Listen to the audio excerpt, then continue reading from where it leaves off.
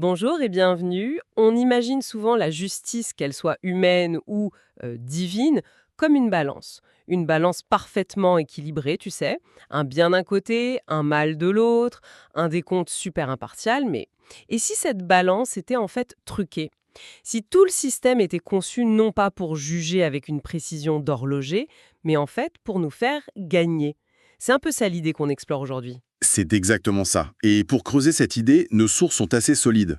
On a un texte fondamental de la tradition musulmane, un hadith Qudsi, donc c'est une parole divine qui est transmise par le prophète Mohammed. C'est le 37e de la célèbre collection de l'imam An-Nawawi. Et on a aussi un commentaire très détaillé qui en décortique chaque mot. Notre mission, c'est de plonger dans cette comptabilité céleste pour voir si elle est vraiment aussi généreuse qu'elle en a l'air. Alors, allons-y. Le premier concept qu'on trouve est déjà assez déstabilisant. Ça concerne la simple intention. On a l'habitude de dire c'est l'intention qui compte, mais c'est souvent pour excuser une action un peu ratée. Là, c'est pris complètement au pied de la lettre. Le texte dit que si quelqu'un a l'intention de faire une bonne action, mais qu'un obstacle l'en empêche, eh bien cette intention est quand même inscrite. Et pas à moitié, non, comme une bonne action complète. Complète, oui. Le mot est très important. Et le commentateur donne un exemple très humain. La personne qui décide sincèrement, voilà, de se lever au milieu de la nuit pour prier, elle met son réveil, tout ça, mais elle est tellement épuisée que le sommeil l'emporte.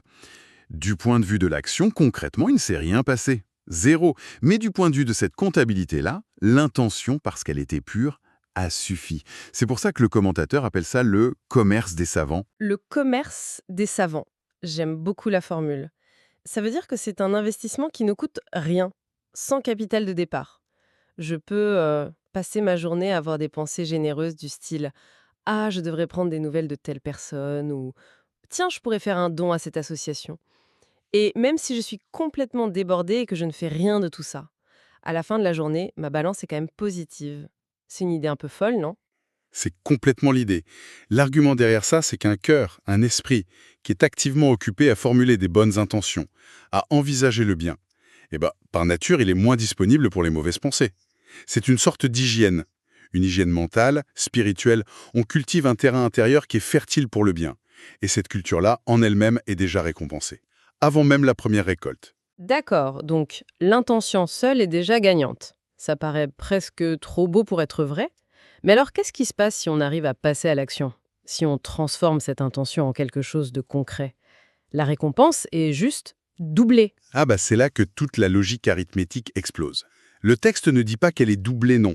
Il dit qu'elle est multipliée par 10, puis jusqu'à 700 fois. Et il ajoute même « et bien au-delà ». On quitte la simple compta pour entrer dans la générosité exponentielle. Attends, 700 fois, c'est un chiffre très précis. Pourquoi pas 1000 ou juste infiniment? Est-ce que ce chiffre a une signification particulière ou c'est juste une façon de dire vraiment, vraiment beaucoup? On dirait un peu un bonus de combo dans un jeu vidéo. C'est une excellente question. Et justement, le commentaire explique que cette multiplication n'est pas du tout arbitraire. Elle est liée à disons, la qualité de l'action. La qualiquée. Oui. Des facteurs comme la sincérité, le niveau de sacrifice, la pureté de l'intention, l'impact de l'acte. Tout ça, ça influence le multiplicateur. L'exemple qui est donné est très parlant. Prends une personne pauvre qui donne une seule pièce de monnaie, mais cette pièce, c'est la moitié de tout ce qu'elle possède. Et en face, t'as une personne richissime qui donne 1000 pièces, mais pour qui c'est une goutte d'eau. D'accord, oui. Laquelle des deux actions pèse le plus lourd à ton avis? Clairement la première. La valeur n'est pas absolue, elle est relative à l'effort, au sacrifice. Le système valorise donc l'engagement personnel bien plus que le résultat brut, c'est ça? Exactement. Et pour certaines actions qui sont jugées exceptionnelles, comme la patience face à une épreuve terrible ou un jeûne fait avec une dévotion parfaite. Le texte dit que la récompense est sans mesure. Elle sort même de l'échelle des 700. Et il y a un détail linguistique ici que la source met en lumière, c'est fascinant.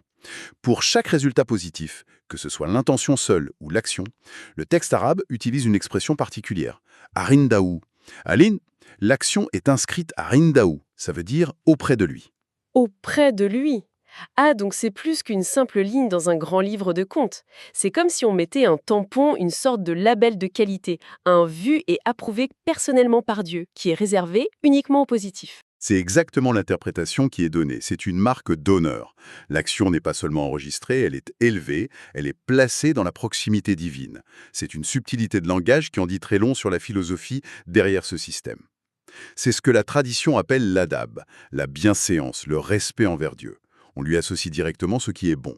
C'est un système incroyablement généreux pour le bien. Mais ça m'amène à une question logique et, je l'avoue, un peu inquiétante. Si on pousse la logique jusqu'au bout, qu'est-ce qu'il en est du mal? Est-ce qu'une mauvaise intention, même si elle n'est pas réalisée, est aussi inscrite comme une faute complète? Et si elle est réalisée, est-ce qu'elle est multipliée par 700 contre nous? On pourrait s'y attendre, oui, par symétrie. Mais c'est là que la balance penche de la manière la plus spectaculaire. Prenons le troisième scénario. Une personne a l'intention de commettre un péché, elle se prépare, elle est sur le point de le faire, mais au dernier moment, elle renonce. Le résultat est complètement contre-intuitif. Dieu lui inscrit une bonne action complète. Pardon. On est récompensé pour ne pas avoir fait un truc mal qu'on voulait faire. Ça, il faut me l'expliquer. Parce que ça soulève une question évidente. Imaginons que je veuille cambrioler une banque. Je fais tous mes plans, j'achète le matériel, et en arrivant sur place, la police est déjà là pour une autre raison. Bon, je n'ai pas commis le mal, mais ce n'est pas vraiment un choix moral de ma part. Ça compte aussi? Non. Et le commentaire est très très clair là-dessus. La nuance est cruciale. Si l'empêchement est purement matériel, La porte est fermée. l'alcool qu'on allait boire se renverse. Dans ces cas-là, l'intention coupable et les efforts déjà fournis sont bien enregistrés comme une faute. La récompense, elle, n'est accordée que si le renoncement est un choix conscient, une victoire intérieure. Si la personne renonce par crainte de Dieu, parce que sa conscience se réveille, que sa foi l'emporte sur son désir, c'est la lutte interne qui est récompensée. La récompense va à la lutte, donc, pas à l'échec matériel. C'est beaucoup plus subtil. Il y a une histoire très célèbre dans la tradition qui illustre ça parfaitement. C'est le récit de 3 hommes piégés dans une grotte par un énorme rocher qui bloque la sortie. Pour être sauvés, chacun décide d'invoquer Dieu en racontant l'acte le plus pur de sa vie. L'un d'eux, il raconte qu'il désirait ardemment sa cousine. Et un jour, en profitant de sa vulnérabilité, il était sur le point de commettre l'irréparable. Mais au moment crucial, elle lui a dit « qu'un Dieu ». Cette seule parole a suffi. Il s'est immédiatement arrêté, il s'est éloigné. Et il explique dans son invocation que son renoncement était uniquement par crainte de Dieu. Et à ce moment-là, le rocher a bougé d'un tiers. C'est puissant, donc son renoncement a eu une force presque physique capable de bouger un rocher. L'acte de ne pas faire quelque chose, quand il est motivé par la conscience, devient un événement en soi. C'est exactement l'idée. C'est la reconnaissance de la difficulté de la lutte contre ses propres démons. Voilà. D'accord, ce qui nous amène logiquement au quatrième et dernier scénario, le plus simple en apparence. Qu'est-ce qui arrive si la personne va jusqu'au bout, si la mauvaise action est finalement commise? Après tout ce qu'on a vu, on s'attend un peu au pire. Et c'est là que le système révèle son biais fondamental. L'action est inscrite comme une seule et unique mauvaise action. Juste une. Un pour un. Pas de multiplicateur punitif, pas d'intérêt qui court. Rien de tout ça. Une faute, c'est une faute. Point. Et tu te souviens du détail linguistique, le mot « il était un Dao » auprès de lui? Oui, il est associé à toutes les bonnes actions, les issues positives. Il est absent. Le texte dit simplement « une mauvaise action est inscrite », sans l'associer à la proximité divine. C'est une manière, par respect, de garder une distance rhétorique entre Dieu et l'acte mauvais, même si l'on a pleine connaissance. Donc, si on fait le bilan, c'est incroyable. On a un système où une bonne intention, ça vaut 1 point. Une bonne action, ça vaut de 1 à 700 points, et même plus. Renoncer au mal par conscience, ça vaut 1 point. Et commettre un mal, ça ne vaut que -1. C'est donc ça que je voulais dire au début.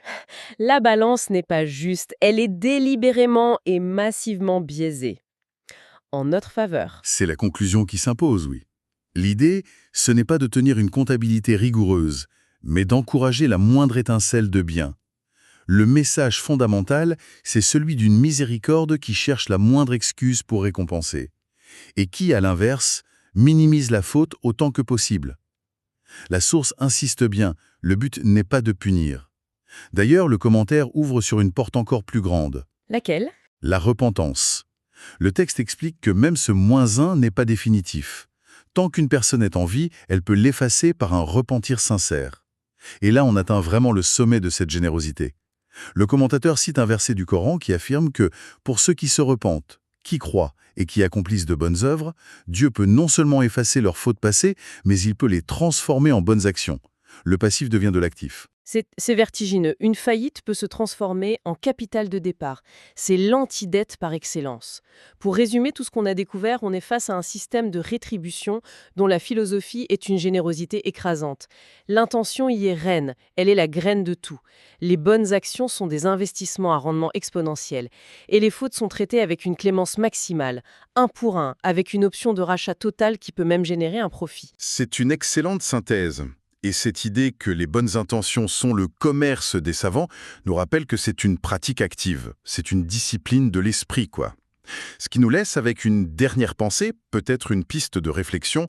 Au-delà du décompte final, si on prend cette idée au sérieux au quotidien, comment est-ce que la pratique continue et délibérée de cultiver de bonnes intentions, pour soi, pour les autres, pour le monde, comment est-ce que ça pourrait en soi transformer notre état intérieur et notre expérience de la vie? Que chacune de ces intentions se concrétise ou non.